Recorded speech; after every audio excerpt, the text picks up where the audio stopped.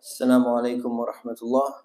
Alhamdulillah wa salatu wa salamu ala rasulillah wa ba'd. Yesterday we covered the verse, one of the verses that comes in the middle of all the verses of divorce, about the importance of prayer. There's two verses actually. So the next one is verse 239. Allah subhanahu wa ta'ala says, فَإِنْ خِفْتُمْ فَرِجَالًا أَوْ رُكْبَانًا. So after he says that, you know what, make sure you protect your prayers and pray on time properly. And then he says, if you are afraid, then you can do it while standing or walking, or you can do it while walking or while riding. You can even be riding your animal. So it's very important for us to understand, what does this mean? فَإِنْ خِفْتُمْ. If you're afraid. The scholars have explained in the books of tafsir that if you're afraid, this is talking about in the context of war. So if you're in a state of war, and there's other verses that have come about how to pray when you're in the middle of an actual war like during the time of the Prophet ﷺ. Warfare changes and there's different modifications. So it's saying that if you're in the middle of a war, in the middle of a battle, then you fear that your enemy is attacking you, you can actually continue praying while riding your animal, your camel or your horse or whatever it may be.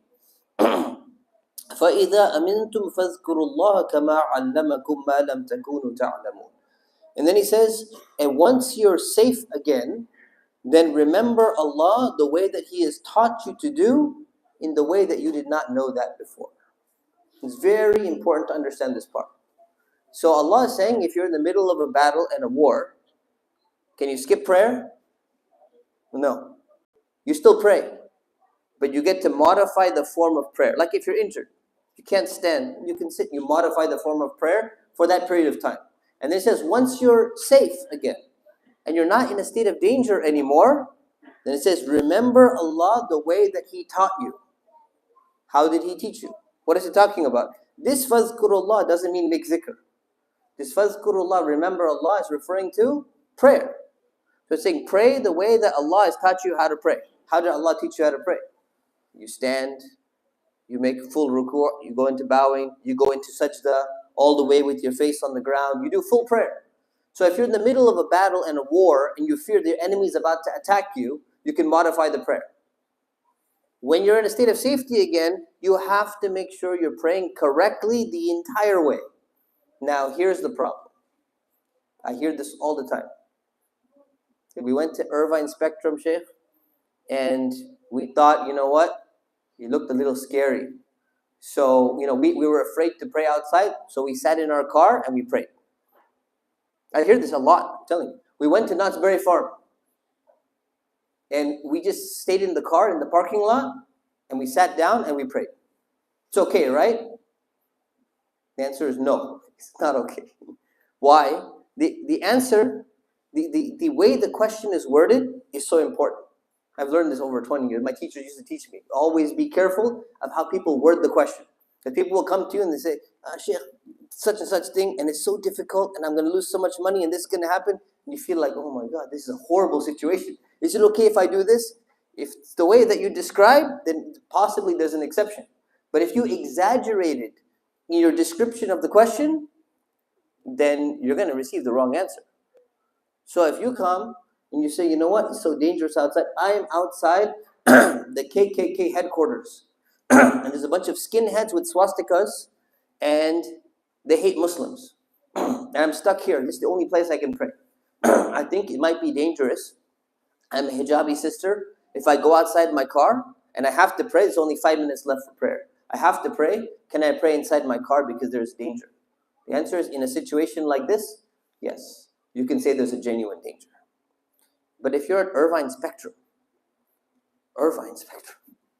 and you're shopping there, and you're going to pray inside your car, sitting down, not the correct way, and then you're going to go out, and you're going to go around, roaming around for 3 hours in all the places, and go on the Ferris wheel and everything, and you say, I felt scared. Come on. Knott's Berry Farm, you were there the whole day, and you felt scared, therefore you prayed in the car. The reality is, this is what's happening. And you know that. You've encountered this sometimes. Some people say, if your kids come to you and say, you know what, Dad, I need a new phone. And you say, if you're wise, you say, you don't need a new phone. You want a new phone. There's a difference between a need and a want. Well, everyone does this when it comes to, many people do this when it comes to prayer. They say, you know what? I'm afraid. I think there's a danger. And if there's a danger, I can sit down and pray, right? There's a difference between the danger of potential, real, probable, physical danger to your body, and there's the danger of somebody looking at you. And you feel embarrassed. And brothers and sisters, as Muslims, we should never be embarrassed that anyone is going to look at us and see us praying. Most likely, 99%, they don't even know. They think you're stretching. People don't even look. They don't even care, most people. And the ones who do look, they probably think you're doing stretching or Tai Chi or yoga or something like that. They probably don't even know. And if they do look and they see you, what's going to happen? What's going to happen? If they looked at you and they saw you praying, what's going to happen? Nothing is going to happen. But you can't imagine how many Muslims I know that are so scared to pray in public. They will not pray in a park. They will not pray in Knott's Berry Farm. They will not pray in the mall. They will not pray in Irvine Spectrum. We can't. Why? Because it's dangerous. What's dangerous? People might look at you. And I guarantee you, they don't have the eyes of Medusa. You're not going to turn to stone. So we must be proud Muslims. We must be proud of our deen, number one. Number two, Allah subhanahu wa ta'ala tells us, even in the middle of a battle, we do not skip our prayers. So may Allah subhanahu wa ta'ala make us among the people who are consistent in our prayers, among the people who pray on time, among the people who are proud to be Muslim, and among the people who share Islam with others. Ameen wa sallallahu ala sayyidina Muhammad wa ala alihi wa sahbihi wa sallam. There's one question. Go ahead. If it's super quick.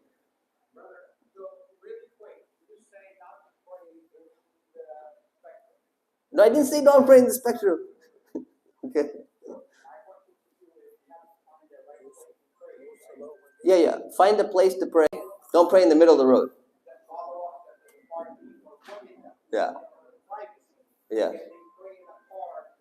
No, for women, for privacy, they cannot sit down in a car and pray in a safe place like the Irvine Spectrum. The answer is no, according to every single scholar that I know, I've studied, that ever existed.